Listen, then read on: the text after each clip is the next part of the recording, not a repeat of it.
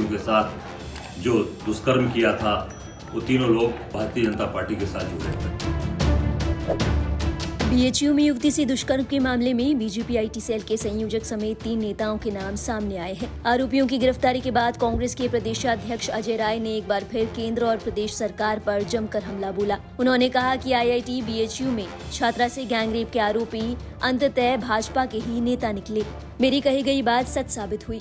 इस प्रकरण में मेरे ऊपर झूठा मुकदमा करने वाली प्रदेश सरकार क्या मुझसे माफी मांगेगी?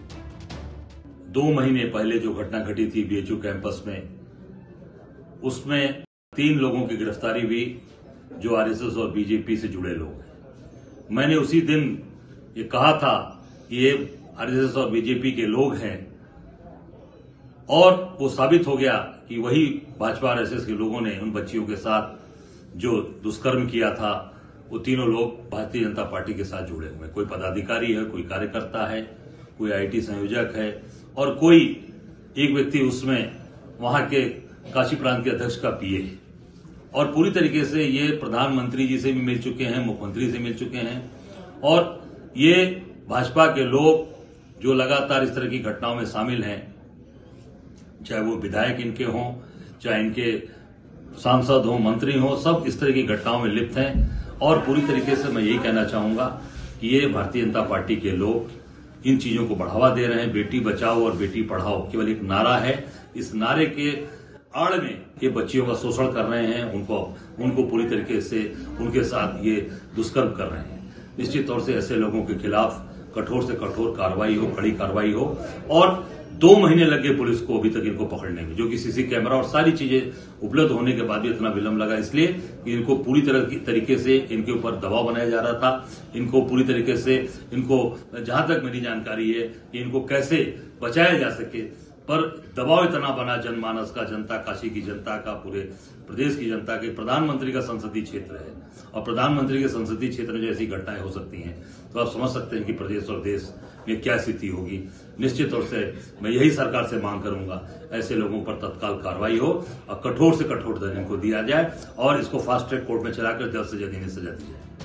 गौरतलब है, बनारस हिंदू विश्वविद्यालय में 1 नवंबर को छात्रा से दुष्कर्म का मामला सामने आने के बाद अजय राय ने सरकार पर निशाना साधा था। उन्होंने सभी आरोपियों के बीजेपी से जुड़ा होने का दावा किया था।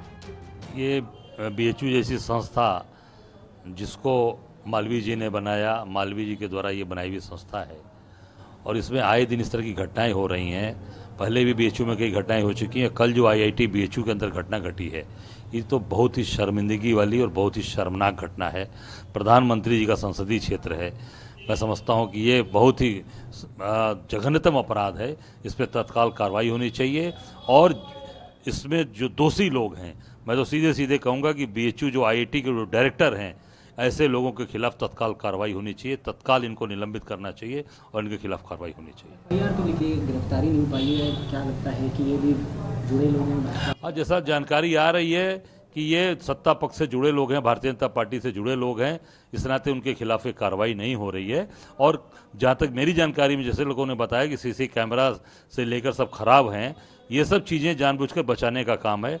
ये इस पर तत्काल प्रधानमंत्री जी को संज्ञान लेना चाहिए और इस पर कार्रवाई करानी चाहिए। कांग्रेस के प्रदेश अध्यक्ष अजय राय ने घटना के करीब 1 हफ्ते बाद भी इसमें बीजेपी के बड़े पदाधिकारियों के शामिल होने की बात सार्वजनिक तौर पर कही थी, जिसके बाद अजय राय पर लंका थाने में एक मुकदमा भी दर्ज करवाया गया था। अब इस मामले का खुलासा होने के बाद कांग्रेस प्रदेशाध्यक्ष अजय राय ने निशाना साधा है। बता दें कि पकड़े गए तीनों आरोपियों की पहचान कुणाल पांडे, सक्षम पटेल और आनंद चौहान के रूप में हुई है। कुणाल पांडे भारतीय जनता पार्टी महानगर इकाई का आईटी सेल संयोजक है, वहीं सक्षम पटेल सह संयोजक, आनंद चौहान कैंट विधानसभा क्षेत्र के आईटी सेल का संयोजक है।